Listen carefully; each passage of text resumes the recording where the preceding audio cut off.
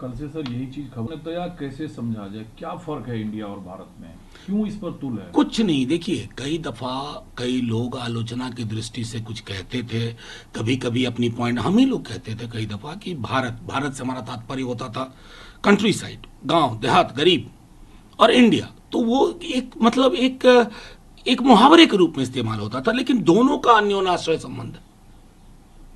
आप अन्योनाश्रय मानिए, कोई फर्क नहीं है। और ये जो कर रहे हैं ना, ये रिडिक्यूल कर रहे हैं खुद अपने ही लोगों को, अपने देश को। लोग हंस रहे होंगे कि एक मोर्चे का नाम इंडिया क्या पड़ गया, कि इन्होंने देखिए अपना ट्विटर बायो बदला और प्रधानमंत्री जी पर कोई ट्रोल करने लगे। प्रधानमंत्री जी के मुंह से मैंने भारत बहुत कम सुना, इंडिया इंडिया ही सुना है। तो इसलिए मैंने कहा कि उनकी महत्वाकांक्षा गुवाहाटी से दिल्ली आने की हो रही है, लेकिन उसके लिए ये सही रास्ता नहीं। उसके लिए रास्ता है कि इंडिया और भारत के बीच में तारतम्य जैसा था वो बना रहे, विभेद ना करें, और हिंदुस्तान का, इंडिया का, भारत का जो कि मिजाज है ना, उसको ना रोंदिए। ठीक है, आपने प्रधानमंत्री इंडिया की कांग्रेस की जो ऑफिशियल लाइन थी वो गिनाना शुरू किए जो सरकार की कितनी योजनाओं का नाम इंडिया पर है।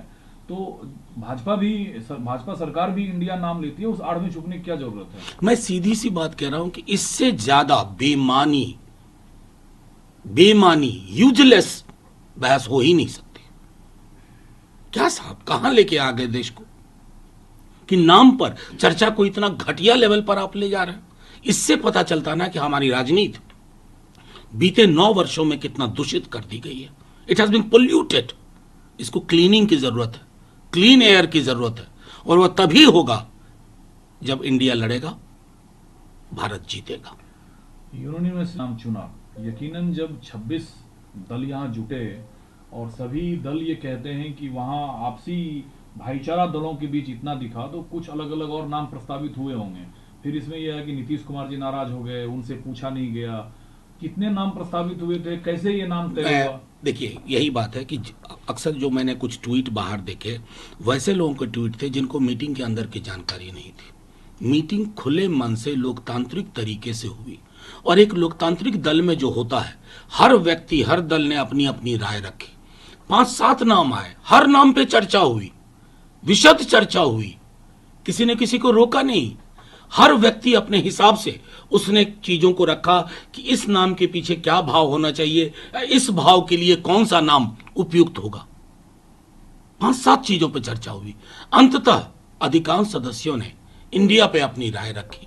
और जैसा लोकतंत्र में होता है, मोदी में भाजपा में संभव नहीं है, क्योंकि बीजेपी वाले एक शब्द नहीं बोलेंगे। एनडीए के दूसरे पार्टनर हैं ही नहीं, हाशिए के लोग हैं, बुलाया गया, माला पहनवा लिया गया उनसे, और एक विशाल तस्वीर में पीछे 38 दल लोगों को खड़ा कर दिया गया। वहां ये लोकतांत्रिक संवाद संभव नहीं है। अतः पूरी लोकतांत्रिक प्रक्रिया के पालन के पश्चात ये नाम तय हुआ, और इस नाम के पीछे सभी की मनोभावना सन्निहित। कल तक के आपके साथी और आज जीतन राम मांझी साहब ने कहा कि किसी भी दल गठबंधन को देश का नाम अपने महत्वाकांक्षा को पूरा करने के लिए और देश के लोगों की भावनाओं को आहत करने के लिए इस्तेमाल करना चाहिए। मैं जीतन राम मांझी जी आदरणीय हैं, बड़े पुराने नेता हैं। मैं क्या कहूं, भारतीय जनसंघ हुआ करता था, Indian national Congress, Indian communist party of India है, और न जाने कितने दल हैं। मैं क्या, अभी हाल में भारत राष्ट्र समिति है। तो मैं समझता हूं कि बिना जानकारी के, कि चूंकि अब इस अलायंस का नाम इंडिया हो गया है और जिसने बीजेपी को और उनके सहयोगियों को रैटल कर दिया है, तो उसके लिए कोई बेहतर तर्क और विवेक का इस्तेमाल हो, इसका तो कोई आधार ही नहीं। इसका तो मैंने गिना दिया आपको।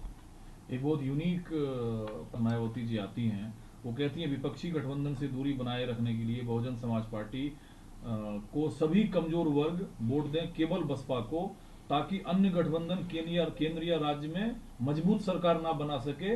मजबूर सरकार रहेगी तो कमजोर वर्गों को परेशान नहीं करेगी। देखिए मैं सीधी सी बात कहता हूँ, मायावती जी की राजनीति चूंकि काशीराम जी के आंदोलन से पैदा हुई है, तो मैं उसके लिए कोई तल्ख टिप्पणी तो इस्तेमाल ही नहीं कर सकता।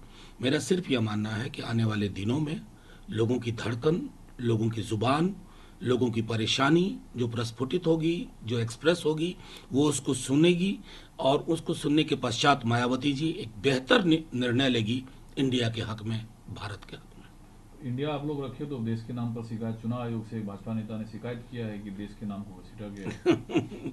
इसलिए मैंने कहा कि थोड़ा इतिहास वगैरह पढ़ लें।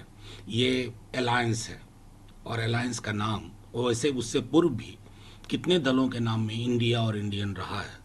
मैं समझता हूं कि चुनाव आयोग के समक्ष अपनी फ्री एंड फेयर इलेक्शन कराना सबसे बड़ी चुनौती है। उनके बास्केट में इस तरह के यूजलेस मुद्दे ना डालें। इकलौता आप आदमी में स्टार्ट से एंड तक होते हैं। एक बयान टीएमसी की तरफ से आता है, उनके सांसद कहते हैं ममता जी पीएम होंगी। कांग्रेस ने साफ कहा कि मेरी कोई दिलचस्पी पद और पोजीशन मतलब सत्ता को लेकर नहीं है। तो दूसरे ही दिन ये जो बातें आ रही है कि ममता जी देखिए जो दल है ना, वो हर दल चाहेगा अपने दल की महत्वाकांक्षा के हिसाब से अपनी इच्छाओं के अनुरूप कि उनके नेता को एक बेहतर जगह मिले। लेकिन जो मीटिंग का स्वभाव था, मीटिंग का जो चरित्र था, उसमें सामूहिकता प्रबल थी। और डेमोक्रेसी के लिए सबसे खूबसूरत होता है जब सामूहिकता प्रबल हो, यानी कि democracy as a collective, not democracy as an individual. As an individual करके हमने देख लिया कि संस्थाएं खत्म हो जाती हैं, परंपराएं खत्म, रवायतें कुंद हो जाती हैं। हमें वो विकल्प नहीं चाहिए। एक बार बैठेंगे, देखिए एक बात तो और जान लीजिए, एक चेहरा है हमारे पास, बीजेपी वाले कहते हैं, और अगर इधर काबिल चेहरे अनेक हैं, अनेक बेहतर या एक बेहतर। हम तो मानते हैं डेमोक्रेसी किसी भी दिन, मदर ऑफ डेमोक्रेसी ये कहेगी कि आपके पास ज्यादा काबिल चेहरे हैं, आप ज्यादा काबिल हैं, इसलिए इंडिया जीतेगा, भारत लड़ेगा।